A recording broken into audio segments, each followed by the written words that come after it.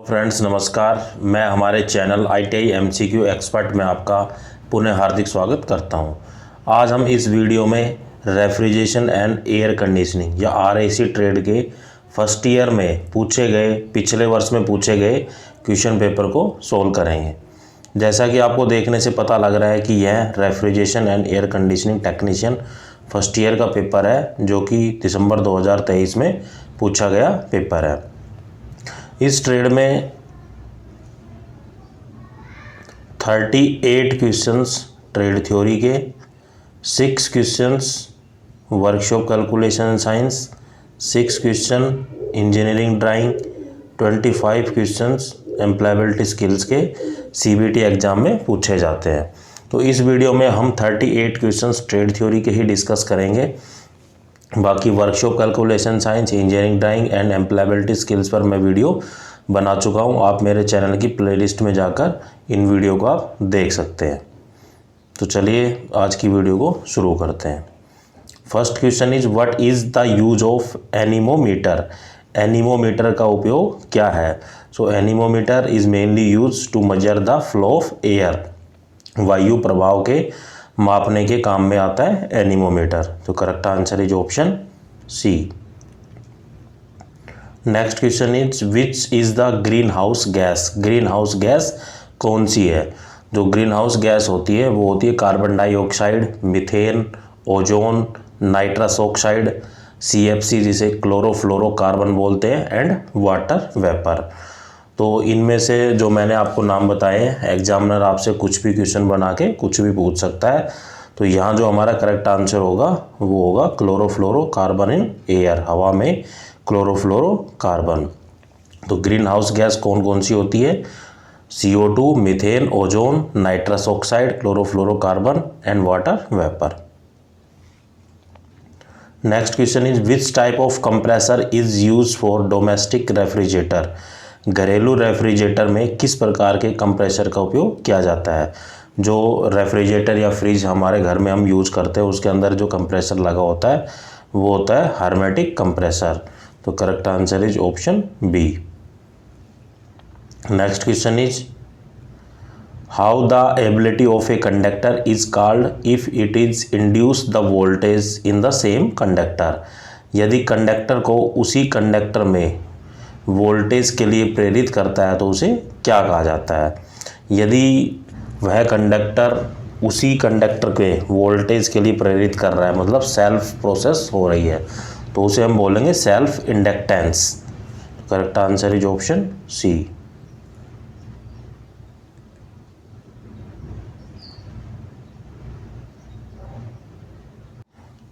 Next question is which safety device is use for compressor motor in window AC या window air conditioner. Window air conditioner में compressor motor के लिए किस सुरक्षा उपकरण का उपयोग किया जाता है? तो जो विंडो AC होते हैं उसकी जो कंप्रेसर मोटर होती है उसमें एक सेफ्टी डिवाइस लगा होता है, उसको हम बोलते हैं OLP। तो OLP stand for overload protector. तो ओवरलोड प्रोटेक्टर क्या करता है? जैसे हमारे घरों में जो इलेक्ट्रिसिटी या बिजली आ रही है, अगर वो कम आ रही है या ज़्यादा आ रही है तो उसके जो सर्किट है उसको ब्रेक कर देता है। So break the circuit when electricity up और इलेक्ट्रिसिटी डाउन। दूसरा ये हो सकता है कि फेज़ फेलियर हो जाए। कई बार क्या होता है कि तीनों फेज़ में लाइट आ जाती है, कभी एक फेज़ में लाइट आ जाती है। उसकी वजह से क्या है कि वो फेज़ फेलियर को भी डिटेक्ट कर लेता है। तो ये OLP का फंक्शन होता है, एक सेफ्टी डिवाइस है। ये सर्किट को ब्रेक कर देता है जब भी अगर वोल्टेज ज़्यादा आ रही है या वोल्टेज कम आ रही है। तो इससे क्या है कि जो कंप्रेसर मोटर है विंडो AC में जो लगी है वो ख़राब नहीं होती। तो correct answer is option C. Next question is which is the welding method if the filler rod only is fuse. यदि वेल्डिंग रोड केवल फ्यूज है तो वेल्डिंग विधि कौन सी है? तो ऐसी वेल्डिंग प्रोसेस कौन सी है जिसके अंदर जो फिलर रोड है केवल वो ही पिघले, केवल वर्क पीस ना पिघले? तो उस प्रोसेस को हम बोलते हैं नॉन फ्यूजन प्रोसेस। तो ये हमारा करेक्ट आंसर होगा ऑप्शन ए। इसमें केवल इलेक्ट्रोड ही पिघलती है, वर्क पीस नहीं पिघलता। Next question is where is the dehydrator is installed in a refrigeration system. एक प्रशीतलन प्रणाली में निर्जलीकरण कहाँ स्थापित किया जाता है? तो एक जो रेफ्रिजरेशन सिस्टम में जो डिहाइड्रेशन होता है वो इंस्टॉल किया जाता है लिक्विड लाइन के अंदर। तो correct answer is option A. Next question is what is the control marked as X in compressor motor. ये जो कंप्रेसर मोटर का एक डायग्राम दिया हुआ है उसमें ये पूछा गया है कि जो एक्स है ये कंट्रोल कर रहा है वो एक्स क्या है। जो कंप्रेसर मोटर में जो एक्स है वो है OLP। तो correct answer is option D. OLP stand for overload protector. जो फंक्शन होता है वो OLP का मैं फंक्शन आपको बता चुका हूँ। मेन फंक्शन क्या होता है कि break the circuit when electricity more और इलेक्ट्रिसिटी लेस अगर आती है और फेज फेलियर होता है तो उसको भी वो डिटेक्ट कर लेता है ताकि जो हमारा जो कंप्रेशन मोटर है जो AC के अंदर लगी हुई है वो सेफ रहे। Next question is what is the name of the component. घटक का नाम क्या है? एक चित्र दिया गया है और पूछा गया है कि यह कंपोनेंट क्या है। तो ये जो देखने में आप पता लग रहा है कि ये कंपोनेंट क्या है? Diode. Next question is what is the use of dehydrator.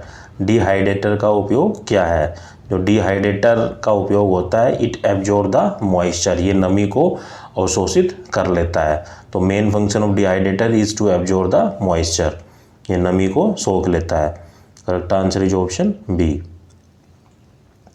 Next question is how the zeotropic refrigerant is taken from the cylinder for charging into RAC system.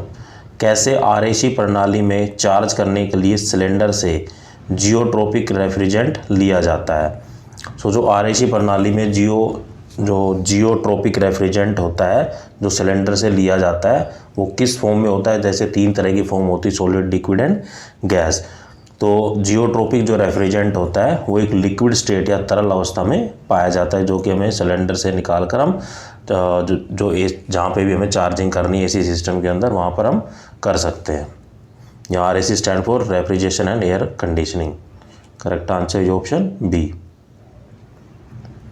Next question is what is the name of accessory marked as X use for drilling machine. Drilling machine के साथ उपयोग किए जाने वाली accessory X क्या है? जैसा कि आपको देखने से चित्र में पता लग रहा है कि ये जो डायग्राम दिया हुआ है ये क्या है? एक ड्रिल मशीन है और साथ में एक एक्सेसरीज दी हुई है इसके साथ में। तो ये पूछ रहा है कि जो एक्सेसरीज है उसका नाम क्या है।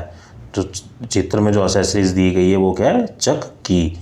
क्या है कि इसके द्वारा हम चक को खोलते और ड्रिल बिट को इसके अंदर फिट करते हैं क्योंकि जो ड्रिल बिट होती है वो बहुत से साइज़ की अवेलेबल होती है। एज पर रिक्वायरमेंट जो हमारी आवश्यकता होती है उसके अनुसार इसको हम चेंज कर लेते हैं। Next question is which is the positive displacement compressor. एक पॉजिटिव डिस्प्लेसमेंट कंप्रेसर कौन सा है? तो पॉजिटिव डिस्प्लेसमेंट कंप्रेसर जो है वो है स्क्रॉल कंप्रेसर। तो correct answer is option C. Next question is where does the ozone layer exist in atmosphere. वायुमंडल में ओजोन परत कहाँ उपस्थित होती है या ओजोन लेयर कहाँ पाई जाती है? एटमॉस्फेयर के किस लेयर में पाई जाती है? तो एटमॉस्फेयर पाई जाती है स्ट्रेटोस्फीयर में। Correct answer is B. Next question is which component is connected in series with defrost heater in a frost free refrigerator. ठंड युक्त रेफ्रिजरेटर में डिफॉरेस्ट हीटर के साथ श्रृंखला में कौन सा घटक जुड़ा होता है? तो जो ठंड युक्त रेफ्रिजरेटर में जो डिफॉरेस्ट हीटर होता है उसके साथ सीरीज में या श्रृंखला में हम लगाते हैं बाई मेटल थर्मो। थर्मो से क्लियर है कि जो टेम्परेचर से रिलेटेड चीज़ है, bimetal thermo. Correct answer is option C. Next question is which material is use for making the evaporator of refrigerator. Refrigerator का वाष्पीकरण करने के लिए किस पदार्थ का उपयोग किया जाता है? जो एवेपोरेटर होता है वो जो रेफ्रिजरेशन के अंदर जो एवेपोरेटर होता है वह किस पदार्थ का बना होता है या किस पदार्थ का या किस मटेरियल का बना होता है? वो बना होता है एल्यूमिनियम का। तो correct answer is option B कि एल्यूमिनियम क्या है? एक लाइटेस्ट वेट होता है इसका, सबसे हल्की मेटल होती है। जो एयरक्राफ्ट होते हैं वो भी एल्यूमिनियम के ही बने होते हैं। Next question is what is the function of refrigerant fluid in refrigerator. Refrigerator में रेफ्रिजरेंट द्रव का क्या कार्य है। तो जो रेफ्रिजरेंट हम यूज़ करते हैं रेफ्रिजरेटर में, उसका फंक्शन होता है कि absorb the heat from inside the cabinet. जो कैबिनेट जो फ्रिज के अंदर मान लो हम कोई गर्म आइटम रख रहे हैं, उसके अंदर क्या उसकी हीट है, तो उस हीट को एब्जॉर्ब कौन कर रहा है, वो रेफ्रिजरेंट फ्लूइड कर रहा है। जो कैबिनेट के अंदर से ऊष्मा को अवशोषित कौन करता है, रेफ्रिजरेंट। किसके अंदर, रेफ्रिजरेटर के अंदर। तो correct answer is option D. Next question is what is the use of capacitor in PSC operated induction motor. PSC संचालित इंडक्शन मोटर में कैपेसिटर का उपयोग क्या है। तो पीएससी संचालित इंडक्शन मोटर में जो कैपेसिटर है वो पावर फैक्टर को इम्प्रूव कर देता है। तो इम्प्रूव द पावर फैक्टर, या PSC stand for permanent split capacitor. तो जो परमानेंट स्प्लिट कैपेसिटर है संचालित इंडक्शन मोटर में, कैपेसिटर पावर फैक्टर का सुधार करते हैं, पावर फैक्टर को इम्प्रूव करते हैं। तो करेक्ट आंसर है option A. Next question is which valve helps to attend mechanical fault without wasting the gas in split AC या split air conditioner. Split AC में कौन सा वाल्व गैस को बर्बाद किए बिना यांत्रिक दोषों में भाग लेने में मदद करता है। जो एसी के अंदर क्या है कि कई बार जो गैस होती है वो गैस क्या लीकेज होना शुरू हो जाती है, तो जो एक उसके अंदर एक वाल्व लगा होता है, उसकी हेल्प से उस फॉल्ट का पता लग जाता है और जो गैस जो वेस्ट हो रही है उससे बचा जा सकता है। तो उस वाल्व को बोलते हैं हम सर्विस वाल्व। तो with the help of service valve to attend the mechanical fault without wasting the gas in the split AC. तो correct answer is option C. Next question is what is the load resistance of an electric circuit if current is 2 ampere and voltage is 10 ampere. जैसा कि एक Ohm's law हम जानते हैं कि Ohm's law का जो फॉर्मूला होता है वो क्या होता है कि V is equal to I R. तो यहाँ V है वोल्टेज, I है करंट और R है रेजिस्टेंस। तो यहाँ हमें करंट की वैल्यू दी गई है 2 और वोल्टेज की वैल्यू दी गई है 10 और हमें रेजिस्टेंस की वैल्यू पूछी गई है। तो यहाँ से रेजिस्टेंस की वैल्यू आ जाएगी 5 ओम। तो correct answer is option D. Next question is what is a physical change of refrigerant in evaporator. वाष्पीकरण में रेफ्रिजरेंट का भौतिक परिवर्तन क्या है। जो एवेपोरेटर होता है जो रेफ्रिजरेटर में वो एक फिजिकली चेंज को करता है, वो क्या करता है, लिक्विड को वेपर में बदलता है, तरल को भाप में बदलता है। तो correct answer is option D. Evaporation का मतलब ही यही होता है जो लिक्विड को वेपर में चेंज कर दे, तरल पदार्थ को भाप में चेंज कर दे।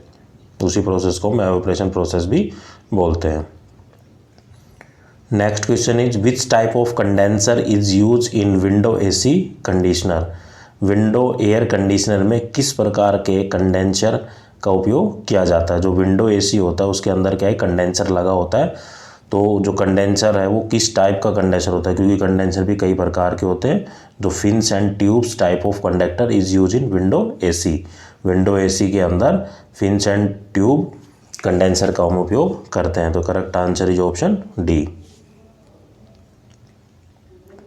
Next question is what is the name of part marked as X in rotary compressor.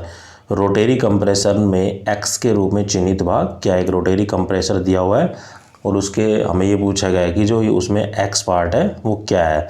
तो एक्स पार्ट है इसेंट्रिक कैम। तो correct answer is option B. Eccentric से मतलब होता है कि सबका सेंटर एक ही हो।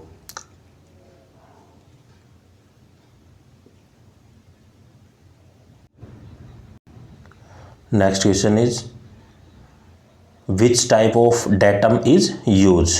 किस प्रकार के डेटम का उपयोग किया जाता है। डेटम का मतलब होता है किनारा। जैसा कि आप देख पा रहे हैं कि चित्र में कि जो भी डायमेंशन ली गई है, मान लो यहाँ से इस सर्कल के जो सेंटर है वहाँ तक जो डिस्टेंस ली गई है वो एक डेटम लाइन से ली गई। यहाँ से इस सेंटर यहाँ जो इस सर्कल का जो सेंटर है उसकी भी दूरी यहाँ से ली गई, जैसा कि इसने इसको ए कहा, इसको बी कहा है। तो एक रेफरेंस मानकर, मतलब एक डेटम के ही इसको रेफरेंस मान लिया है, वहाँ से ही डिस्टेंस सारी मेजर की जाने। मान लो यहाँ इस पॉइंट की हमने डिस्टेंस को मापना है तो यहीं से मापेंगे हम। तो एक रेफरेंस बना दिया, एक डेटम बना दिया है, तो इसको हम क्या कह रहे हैं, एज डेटम। एक किनारे का रेफरेंस लेकर एक डेटम से हम उसकी डायमेंशन को मेजर कर रहे हैं। तो correct answer is option A. Next question is which operation is in progress with compressor valve plate. Compressor valve plate के साथ कौन सा ऑपरेशन चल रहा है। तो चित्र में दिखाया गया है कि जैसा कि आपको जो कंप्रेसर वाल्व के साथ कौन सा ऑपरेशन चल रहा है, इसका जो करंट आंसर है वो है लैपिंग। तो option A is current. Lapping क्या होती है कि लैपिंग एक तरह से मशीनिंग ऑपरेशन होती है जिसमें दो सतह को हाथ से या मशीन का उपयोग करके बीच में एक अब्रेसिव बोलते हैं, अपघर्षक के साथ उसको क्या है, रगड़ा जाता है। It is a machining process in which two surface are rub together with an abrasive between them. This process is done by the hand movements और done by the machine.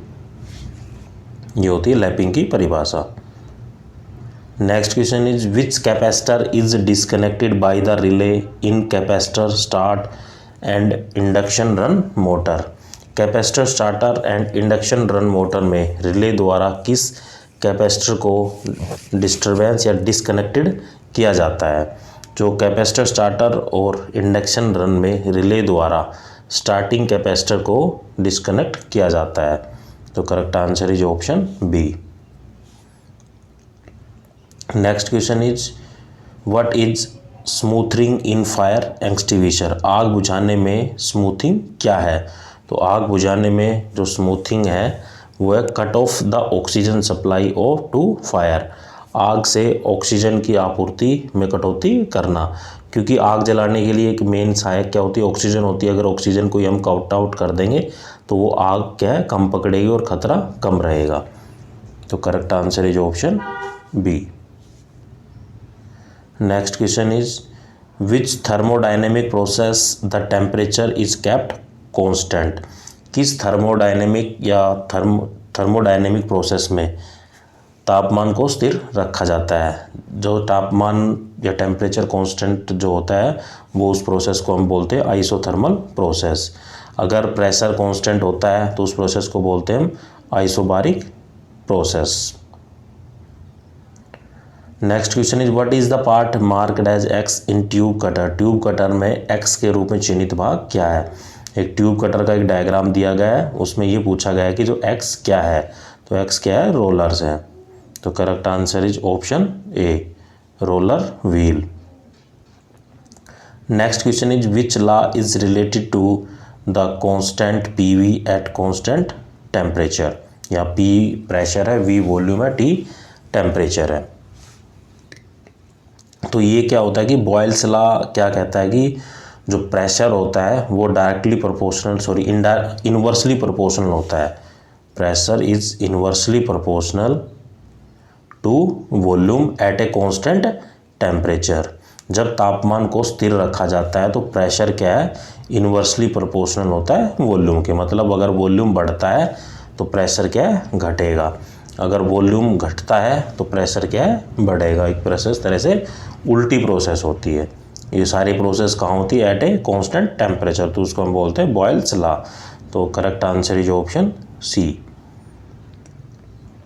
Next question is which flame is use for welding of brass. पीतल की welding के लिए किस तरह की welding flame का हम उपयोग करते हैं। तो जो वेल्डिंग ऑफ द ब्रास या पीतल की वेल्डिंग करने के लिए हम ऑक्सीडाइजिंग फ्लेम का उपयोग करते हैं। ऑक्सीडाइजिंग फ्लेम में क्या होता है कि एक ऑक्सीजन को सप्लाई और एक एसिटिलीन गैस की सप्लाई की जाती है।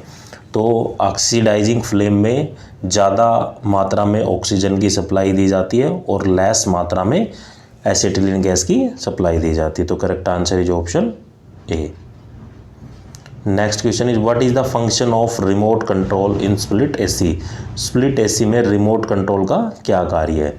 जैसा कि आपने कभी देखा हो कि जो एसी जो स्प्लिट एसी होता है उसको हम रिमोट द्वारा कंट्रोल करते हैं। उसकी अगर कूलिंग या टेम्परेचर को बढ़ाना हो या घटाना हो, जो फिन्स जो ब्लोअर जो हवा दे रहे हैं उसको कम या ज़्यादा करना हो, तो इन सब चीज़ों को कंट्रोल करने के लिए हम किसका उपयोग करते हैं? रिमोट का उपयोग करते हैं। तो ये हमसे पूछा कि रिमोट का क्या कार्य है। तो transmit the signal to operate the AC, के एसी को चलाने के लिए वह संकेत देता है। तो correct answer is option C. तो एसी के रिमोट के द्वारा ही हम एसी को, एयर कंडीशनर को ऑन और ऑफ भी कर सकते हैं। Next question is what is the maximum TR capacity operated with 1 dia AC supply. तो 1 डाया एसी आपूर्ति के साथ अधिकतम टीआर क्षमता किसमें संचालित होती है? तो यहाँ टीआर का मतलब होता है टन ऑफ रेफ्रिजरेशन, क्योंकि जैसा कि आपने देखा होगा कि जो एसी की जो कैपेसिटी बताई जाती है वो टन्स में बताई जाती है, जैसे 1 ton, 1.5 ton, 2 ton, 2.5 ton, 3 ton, इस तरीके से उसकी कैपेसिटी को डिफाइन किया जाता है। तो जो मैक्सिमम टीआर कैपेसिटी होता है 1 डाया एसी सप्लाई के लिए वो होती है 2 टन ऑफ रेफ्रिजरेशन। तो correct answer is option D. Single phase supply हो सकता है, मैं थोड़ा डाया को गलत बोल गया।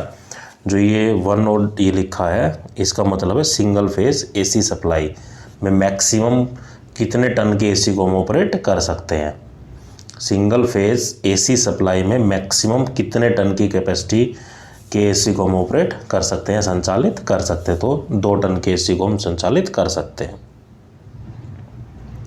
Next question is what is the name of the part marked as X in evaporator. वाष्पीकरण में एक्स के रूप में चिन्हित भाग क्या है?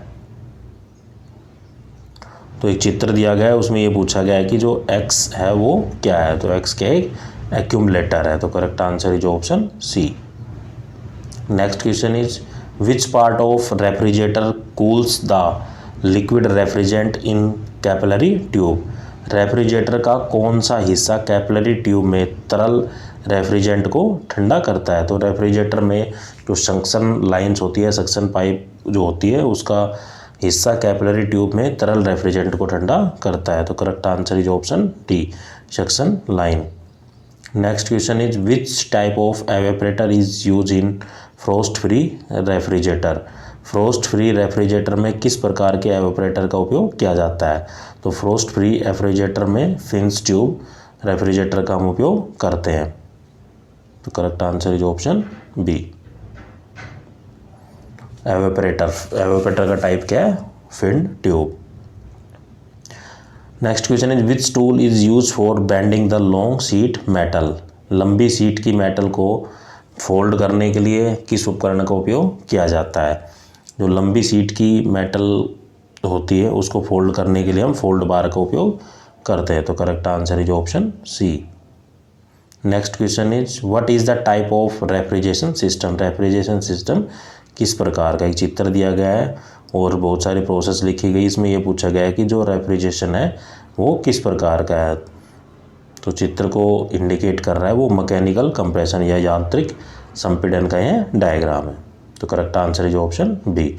दोस्तों, आपको मेरा वीडियो कैसा लगा कमेंट करके ज़रूर बताएं। अगर आप किसी और टॉपिक पर वीडियो चाहते हैं तो यह भी ज़रूर करके कमेंट करके ज़रूर बताएं। और अगर आपने अभी तक मेरे चैनल को सब्सक्राइब नहीं किया तो प्लीज़ सब्सक्राइब करें। थैंक यू दोस्तों।